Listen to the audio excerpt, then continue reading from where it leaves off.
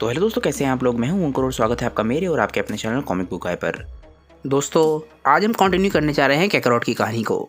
Last part में हमने जाना था कि कैकरॉट के सर पे कभी चोट नहीं लगती है और इसी वजह से वो गोकू में नहीं बदला और आखिरकार उसने ग्रैंडपा गोहान को मार दिया। और आज हम जानेंगे कि कैकरॉट ने ग्रैंडपा गोहान को मारने के बाद क्या किया। वीडियो शुरू करने से पहले दोस्तों, अगर आपको आज का वीडियो अच्छा लगे तो वीडियो को लाइक जरूर कीजिएगा और वीडियो को अपने दोस्तों के साथ शेयर भी जरूर कीजिएगा। जिन लोगों ने अभी तक चैनल को सब्सक्राइब नहीं किया है वो चैनल को सब्सक्राइब कर लें, क्योंकि चैनल पर लगातार वीडियोस आती हैं और आपके एंटरटेनमेंट के लिए मैं लगातार यहाँ पे वीडियोस लेकर आता रहता हूँ। मैं चैनल पे ऑलरेडी बहुत सारी फैन मंगास कवर कर चुका हूँ और आप चैनल के प्लेलिस्ट के टैब में जाकर अपनी फेवरेट फैन मंगा देख सकते हैं। वहाँ पर आपको सारी की सारी स्टोरीज सीक्वेंस में मिल जाएंगी, तो जाइए और इन्जॉय कीजिए। अगर आप इंस्टाग्राम पे एक्टिव हैं तो आप मुझे वहाँ पर भी फॉलो कर सकते हैं। वहाँ पर मैं रेगुलर पोस्ट और स्टोरीज डालता रहता हूँ, तो वहाँ पर भी आकर मुझसे आप कनेक्ट जरूर कीजिएगा। तो चलिए दोस्तों, ज़्यादा देर न करते हुए अपनी वीडियो पर आते हैं। कहानी की शुरुआत होती है कैकरॉट के धरती पे पहुंचने के करीब 14 साल बाद। कई सालों से एक दानव लगातार विलेजेस को तबाह करता जा रहा है और जिन भी विलेजेस में वो हमला करता है वहाँ पर वो किसी को भी नहीं छोड़ता है।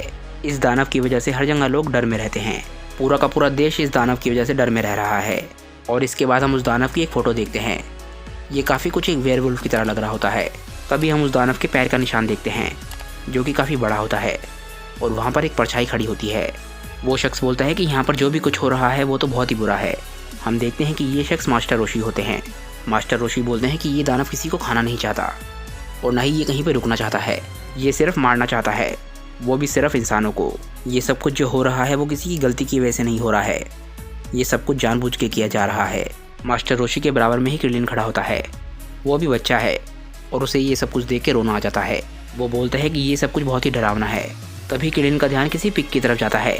वो बोलता है कि वहाँ पर एक पिग है, उसे खाया गया है। मास्टर रोशी बोलते हैं कि हाँ, उस पिग को खाया गया है पर विलेजर्स को खाया नहीं गया। ये दानव तभी खाता है जब इसे भूख लग रही होती है, पर इसका मेन मिशन है ह्यूमंस को ख़त्म करना। क्रिलिन बोलता है कि हमारे लिए उसके नेक्स्ट अटैक का पता लगा पाना भी काफ़ी मुश्किल है। मास्टर, मुझे लगता है कि कोई उसे बुलाता है जब लोगों को मारना होता है। मास्टर रोशी बोलते हैं कि हाँ, इस बीस्ट के पीछे ज़रूर किसी का हाथ है। मास्टर रोशी बोलते हैं कि लगता है इस बार बीस्ट ने अपना काम पूरा नहीं किया। इस तरफ के घर बिल्कुल सही सलामत हैं। क्रिलिन, तुम जंगल की तरफ जाओ और देख कर आओ कि वहाँ पर कोई सर्वाइवर है या नहीं। क्रिलिन बोलता है कि जी मास्टर, और वो जंगल की तरफ भाग जाता है। मास्टर रोशी बोलते हैं कि मैं यहीं रुकता हूँ, मैं आसपास थोड़ा और सर्च करता हूँ। आखिर में मास्टर रोशी बोलते हैं कि क्रिलिन, अपना ध्यान रखना, हमारा दुश्मन कोई आम बीस्ट नहीं है, वो ज़रूर कोई ट्रेंड किलर है। इसके बाद हम कैकरॉट की एक मेमोरी देखते हैं। ड्रैगन बॉल मल्टीवर्स में कैकरॉट की मॉम का नाम था हैनेसाई और वो एक एलीट वॉरियर थी। और कैकरॉट के धरती पर आने से पहले हम देखते हैं कि वो कैसे कैकरॉट को ट्रेन कर रही होती है। वो उसे बोलती है कि सारे के सारे अर्थलिंग्स को मार दो, सारे के सारे ह्यूमंस को मार दो। और ये बोलते बोलते वो लगातार कैकरॉट को हिट कर रही होती है ताकि ये बात उसके दिमाग में गड़ जाए। इस टाइम कैकरॉट शायद एक छोटा सा बच्चा था, शायद कुछ ही दिनों का, और हैनेसाई कैकरॉट को इस तरीके से ट्रीट कर रही थी और इसी वजह से कैकरॉट अपनी पूरी ज़िंदगी मेंटली डिस्टर्ब रहा। क्रिलिन जंगल में सर्वाइवर्स को ढूंढने गया था और वहाँ पर उसे कैकरॉट मिल जाता है। कैकरॉट एक पेड़ के नीचे सो रहा था और उसकी आंखें खुलती हैं। जैसे ही उसकी आंखें खुलती हैं उसके सामने क्रिलिन होता है। क्रिलिन बोलता है कि तुम इस पास वाले विलेज से हो ना। क्रिलिन को लग रहा होता है कि कैकरॉट एक सर्वाइवर है और उसे कैकरॉट की सच्चाई के बारे में कुछ भी नहीं पता होता। जैसे ही कैकरॉट जागता है, क्रिलिन बोलता है कि हमें टर्टल मास्टर के पास वापस जाना चाहिए। कैकरॉट थोड़ा सा हैरान होता है। वो बोलता है कि मास्टर टर्टल, ये कौन है। इसके बाद कैकरॉट खड़ा होने लग जाता है। वो बोलता है कि इसके अंदर से तो ह्यूमन की स्मेल आ रही है, मुझे इसे मारना होगा। तभी कैकरॉट पूछता है कि क्या तुम एक टर्टल हो। क्रिलिन बोलता है कि हाँ, मैं एक प्राउड मेंबर हूँ टर्टल स्कूल का। कैकरॉट बोलता है कि जो भी हो। इसके बाद वो वहाँ से जाने लग जाता है। क्रिलिन अपने मन में सोचता है कि लगता है ये बेचारा परेशान होगा, इसके सारे रिलेटिव मारे गए होंगे, इसी वजह से ये शौक में होगा, ये शायद पूरी रात यहाँ पे भागते भागते पहुँचा होगा। क्रिलिन एकदम से भाग के कैकरॉट के पास जाता है और वो बोलता है कि हमें साथ रहना चाहिए। यहाँ से थोड़ी सी आगे एक रिवर है, वहाँ जाकर तुम खुद को साफ कर सकते हो, मैं तुम्हें रास्ता दिखाता हूँ। कैकरॉट बोलता है ज़रूर, मुझे पता है कि टर्टल्स को पानी बहुत ज़्यादा पसंद है। इसके बाद हम एक झरने को देखते हैं जहाँ पर क्रिलिन और कैकरॉट आए होते हैं। कैकरॉट एकदम से पानी में कूद जाता है और पानी में कूदते ही बोलता है कि ये तो बहुत ही अच्छा लग रहा है। इसके बाद हम देखते हैं कि क्रिलिन अपना टर्टल शेल उतार देता है और बोलता है कि वैसे तो ये मेरी एज का ही लगता है, पर ये काफ़ी इनोसेंट बिहेव करता है। इसके बाद क्रिलिन अपने कपड़े उतार के पानी में कूद जाता है। जैसे ही क्रिलिन कैकरॉट के पास जाता है, कैकरॉट पूछता है कि क्या तुम अपना शेल उतार सकते हो। क्रिलिन बोलता है कि हाँ, पर तुम ऐसा क्यों पूछ रहे हो। इसके बाद क्रिलिन पानी के अंदर चला जाता है और कैकरॉट उसे हैरानी से देख रहा होता है। वो बोलते हैं कि वैसे तो ये देखने में ह्यूमन नहीं लगता और वैसे भी ह्यूमंस झुंड में रहते हैं और ये तो अकेला था। इसके बाद क्रिलिन कैकरॉट के साथ शरारत करता है और वहाँ से भाग जाता है। कैकरॉट को थोड़ा सा गुस्सा आता है पर वो समझ जाता है कि ये मजाक था और वो दोनों हंसने लग जाते हैं। थोड़ी देर बाद वो पानी से बाहर आ जाते हैं और किडेन कैकरोट से बोलता है कि कैकरोट तुम चाहो तो ये कपड़े पहन सकते हो। किडेन के दिए हुए कपड़े कैकरोट को पूरी तरीके से फिट आ जाते हैं और वो इससे काफ़ी खुश होता है। इसके बाद हम विलेज में आ जाते हैं जहाँ पर मास्टर रोशी एक वॉरियर के सामने खड़े होते हैं। ये वॉरियर लास्ट नाइट मारा गया था। मास्टर रोशी बोलते हैं कि मैं तो तुम्हें जानता हूँ, अगर 1 साल पहले जैकी चुन ने तुम्हें ना हराया होता तो तुम टूर्नामेंट के फाइनल में होते। तुमने अपने लोगों को पूरी ताकत से बचाने की कोशिश करी पर अफसोस तुम मारे गए। इसके बाद मास्टर रोशी को एक कुल्हाड़ी दिखती है। वो बोलते हैं कि मुझे नहीं पता था कि तुम कुल्हाड़ी का इस्तेमाल करते हो। इसके बाद मास्टर रोशी ज़मीन पर बैठ जाते हैं। वो बोलते हैं कि ज़मीन पर देख के तो ऐसा लग रहा है कि तुमने उस बीस्ट को हरा दिया था और उसके बाद किसी ह्यूमन ने तुम्हें अपने हाथों से मारा है। ये काम ज़रूर उसने किया होगा जो बीस्ट को कंट्रोल करता है। इसके बाद हम कैकरोट को देखते हैं। कैकरोट किडेन से बोलता है कि टर्टल तुम इतने अच्छे क्यों हो। किडेन बोलता है कि क्यों, ये तो बहुत ही नॉर्मल बात है। तुम्हारी हेल्प करना मेरा फ़र्ज़ था और वैसे भी तुम अकेले थे और तुम मुझे किडेन बुला सकते हो। कैकरोट बोलता है कि हाँ, मैं बहुत ही लंबे समय से अकेला हूँ। किडेन बोलता है कि चिंता मत करो, अब हम दोनों दोस्त हैं। कैकरोट बोलता है कि दोस्त। तभी कैकरोट के दिमाग में आवाज़ें आने लग जाती हैं। ये आवाज़ें उसकी मॉम की होती हैं। वो बोलती हैं कि ये एक ह्यूमन है, इसे ख़त्म कर दो। कैकरोट अपने आप को समझाने की कोशिश कर रहा होता है। वो बोलता है कि नहीं, ये एक टर्टल है और एक एनिमल है, मुझे इसे मारने की ज़रूरत नहीं है। मुझे इसके साथ खेलने में इतना मज़ा आया, अगर मैं इसे मार दूंगा तो मैं फिर से अकेला हो जाऊंगा। किडेन कैकरोट से बोलता है कि वैसे तुम्हारा नाम क्या है। कैकरोट इसके बाद अपना नाम बताता है। किडेन बोलता है कि ठीक है कैकरोट, चलो वापस विलेज की तरफ चलते हैं, तुम्हें चिंता करने की ज़रूरत नहीं है, अब वो मॉन्स्टर वहाँ पर नहीं है। तभी हम देखते हैं कि मास्टर रोशी को एक टेल मिलती है। वो बोलते हैं कि ये क्या है। आखिरकार किडेन कैकरोट के साथ मास्टर रोशी के पास पहुँच जाता है। कैकरोट बोलता है कि वो भी एक टर्टल है। किडेन बोलता है मास्टर, मुझे एक सर्वाइवर मिला है।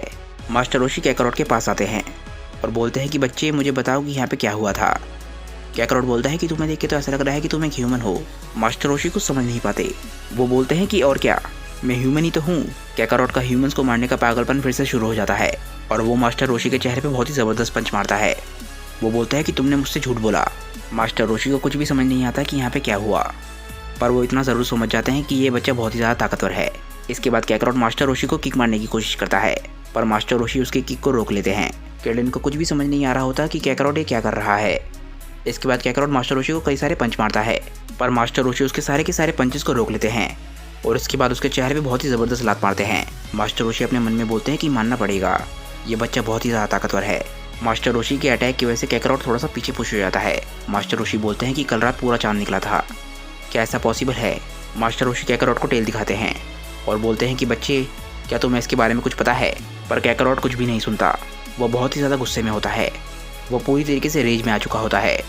उसका मिशन है सारे के सारे ह्यूमंस को मारना। वो ज़मीन में से बहुत सारी रेत को उठाता है और एकदम से मास्टर रोशी की आंखों में फेंक देता है। इसके बाद मास्टर रोशी थोड़े से ऑफ बैलेंस हो जाते हैं और कैकरोट एकदम से उनके ऊपर चढ़ जाता है और वो मास्टर रोशी के चेहरे पे बहुत सारे पंजे मारने लग जाता है। किडेन एकदम से भाग के जाता है और कैकरोट को रोकता है। वो बोलता है कि तुम क्या कर रहे हो, रुक जाओ। मास्टर रोशी बोलते हैं कि किडेन दूर रहो। मास्टर रोशी का चेहरा खून खून हो चुका होता है। वो बोलते हैं कि ये किसी नई तरीके का वेयरवुल्फ है। कैकरोट एकदम से किडेन को धक्का देके ज़मीन पर गिरा देता है और बोलता है कि तुमने मुझसे झूठ बोला। तभी एकदम से मास्टर रोशी जाते हैं और कैकरोट को बहुत ही ज़बरदस्त किक मारते हैं। कैकरोट इसकी वजह से थोड़ा सा पीछे पुश हो जाता है पर इसके बाद वो फिर से आगे बढ़ता है और मास्टर रोशी को पंच मारने की कोशिश करता है। मास्टर रोशी उसके पंच को बहुत ही आराम से रोक लेते हैं और इसके बाद कैकरोट को बहुत ही ज़बरदस्त लात मारते हैं। इस किक की वजह से कैकरोट के मुंह से खून निकलने लग जाता है पर इसके बावजूद भी वो हार नहीं मानता। वो एक बारी फिर से मास्टर रोशी पे अटैक करने के लिए आगे बढ़ने वाला होता है पर एकदम से मास्टर रोशी अपनी स्पीड का इस्तेमाल करते हैं और कैकरोट के पीछे पहुंच जाते हैं। वो कैकरोट की गर्दन पे दोनों तरफ से कराटे चॉप मारते हैं ताकि वो उसे बेहोश कर सके और आखिरकार वो सक्सेसफुल हो जाते हैं। कैकरोट बेहोश होकर ज़मीन पर गिर जाता है और किडेन भाग के मास्टर रोशी के पास आता है। मास्टर रोशी कैकरोट से लड़ने की वजह से काफ़ी थक गए होते हैं। मास्टर रोशी बोलते हैं कि इस बेचारे बच्चे को लगता है किसी ने मॉन्स्टर में बदल दिया और शायद वो इसी वजह से अपनी नॉर्मल फॉर्म में भी मॉन्स्टर की तरह बिहेव कर रहा है, जबकि आज तो फुल मून भी नहीं है। किडेन को कैकरोट के लिए बहुत ही बुरा लग रहा होता है। वो बोलता है कि मुझे लग रहा था कि हम लोग दोस्त बन पाएंगे। मास्टर रोशी किडेन से बोलते हैं कि किडेन अभी थोड़े समय तक बेहोश ही रहेगा, ये हमारा फ़र्ज़ है कि हम इसकी मदद करें, हमें इसे बचाना होगा ताकि इसे शांति मिल सके। तभी हम देखते हैं कि कैकरोट एकदम से जाग जाता है। एकदम से कैकरोट वहाँ से भाग जाता है। मास्टर रोशी और किडेन उसे रोकने के लिए कुछ भी नहीं कर पाते। मास्टर रोशी बोलते हैं कि मुझे तो विश्वास नहीं होता कि ये बच्चा कितना मजबूत है। मास्टर रोशी और किडेन उसके पीछे भागते हैं ताकि वो उसे पकड़ सकें और किडेन तेज़ी से भागने के लिए अपना शेल भी उतार के फेंक देता है। मास्टर रोशी बोलते हैं किडेन हम उसे खो नहीं सकते, हमें किसी भी तरीके से उसे पकड़ना ही होगा। इसके बाद हम देखते हैं कि कैकरोट के चेहरे पे एक स्माइल होती है, जिसका मतलब यह है कि उसके दिमाग में एक प्लान बन रहा है। हम देखते हैं कि कैकरोट एक गुफा के सामने खड़ा है और वो स्माइल कर रहा होता है। मास्टर रोशी और क्रिलिन उस तक पहुंचने ही वाले होते हैं। तभी कैकरॉट उस गुफा के अंदर चला जाता है। मास्टर रोशी और क्रिलिन गुफा तक पहुंच जाते हैं और मास्टर रोशी बोलते हैं कि क्रिलिन देखा, ये एक जाल है, तुम यहीं बाहर रुको, मैं अंदर अकेला जाऊंगा। जैसे ही मास्टर रोशी गुफा के अंदर जाते हैं वो देखते हैं कि अंदर बहुत ज़्यादा अंधेरा है। मास्टर रोशी बोलते हैं कि अंदर तो काफ़ी अंधेरा है, मुझे लगता है तुम यही चाह रहे थे। तभी कैकरॉट मास्टर रोशी को स्माइल करता है ताकि वो उन पर हमला कर सके और एकदम से वो मास्टर रोशी पे हमला कर देता है। मास्टर रोशी एकदम से कैकरॉट के अटैक को डॉज कर देते हैं। वो बोलते हैं कि मैं जानता हूँ कि तुम कहाँ पर हो, पर इस अटैक को डॉज करने की वजह से मास्टर रोशी के सर पे चोट लग जाती है। वो एकदम से गुफा की सीलिंग से जाके टकरा जाते हैं। क्रिलिन अभी भी गुफा के बाहर खड़ा होता है और अंदर से लड़ने की आवाज़ें आ रही होती हैं। क्रिलिन अंदर जाने में घबरा रहा होता है। वो बोलता है कि मास्टर, क्या आप ठीक हैं? तभी अंदर से एक अटैक की आवाज़ आती है। ये अटैक होता है कामेहामेहा और इस यूनिवर्स में मास्टर रोशी ही इस अटैक के बारे में जानते हैं। ये अटैक एकदम से गुफा के बाहर आ जाता है और क्रिलिन भी अपने आप को बड़ी मुश्किल से बचा पाता है। ऐसा लगता है कि शायद मास्टर रोशी जीत गए होंगे, पर तभी एकदम से कैकरॉट बाहर आता है और वो मास्टर रोशी को खींच के बाहर ला रहा होता है। कैकरॉट की हालत भी काफ़ी ख़राब होती है, पर मास्टर रोशी मारे जा चुके हैं। क्रिलिन एकदम से भाग के मास्टर रोशी के पास आता है। वो मास्टर रोशी को देख के रोने लग जाता है। वो बोलता है कि कैकरॉट, तुम पागल हो, ये तुम्हें बचाने की कोशिश कर रहे थे। कैकरॉट बोलता है कि मुझे सारे ह्यूमंस को मारना है और एक दिन आएगा जिस दिन मैं तुम्हें भी मार दूंगा। इसके बाद कैकरॉट वापस जंगल में भाग जाता है। कैकरॉट जंगल में भागते भागते अचानक से रुक जाता है और मुड़ के वो क्रिलिन को देखता है। क्रिलिन को रोता हुआ देख के कैकरॉट के चेहरे पे भी दुख आ जाता है, क्योंकि क्रिलिन कैकरॉट का पहला और इकलौता दोस्त था। क्रिलिन रोते रोते बोलता है कि मास्टर, आप तो बस उसे बचाना चाहते थे, पर उसने आपको बेरहमी से मार दिया। मैं कसम खाता हूँ कि एक दिन मैं कैकरॉट को रोक दूंगा और एक दिन मैं उसे ख़त्म कर दूंगा ताकि मैं ह्यूमैनिटी को बचा सकूँ। क्रिलिन की आंखों में गुस्सा होता है और वो सिर्फ कैकरॉट को ख़त्म करना चाहता है, पर हम सभी जानते हैं कि एक ह्यूमन एक सैयन को नहीं मार सकता, क्योंकि दोनों की ताकत में बहुत बड़ा डिफरेंस होता है। और लास्ट चैप्टर के एंड में हम ऑलरेडी देख चुके हैं कि कैकरॉट क्रिलिन को मार चुका है। हालांकि उसने क्रिलिन को कैसे मारा इस बारे में अभी तक कोई भी चैप्टर नहीं आया है। अगर वो आता है तो मैं आपके लिए ज़रूर लेकर आऊँगा।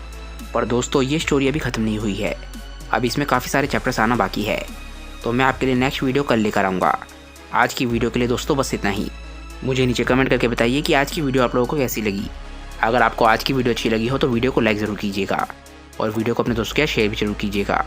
जिन लोगों ने चैनल को सब्सक्राइब नहीं किया है वो चैनल को सब्सक्राइब कर लें, क्योंकि चैनल पर लगातार वीडियोस आती रहती हैं और मैं आपके एंटरटेनमेंट के लिए लगातार यहाँ पे वीडियोस लेकर आता रहता हूँ। जो लोग ड्रैगन बॉल के अलावा माय हीरो एकेडमी या फिर दूसरे एनिमेज को पसंद करते हैं वो मेरे दूसरे चैनल CBG एनिमे को भी सब्सक्राइब कर लें, क्योंकि मैं वहाँ पर भी रेगुलर वीडियोज़ डाल रहा हूँ। तो जाइए और वहाँ की वीडियोज़ भी इंजॉय कीजिए। तो चलिए दोस्तों, आज के लिए बस इतना ही। मैं मिलता हूँ आप लोगों को अपनी नेक्स्ट वीडियो के साथ। तब तक के लिए बाय दोस्तों और थैंक्स फॉर वॉचिंग।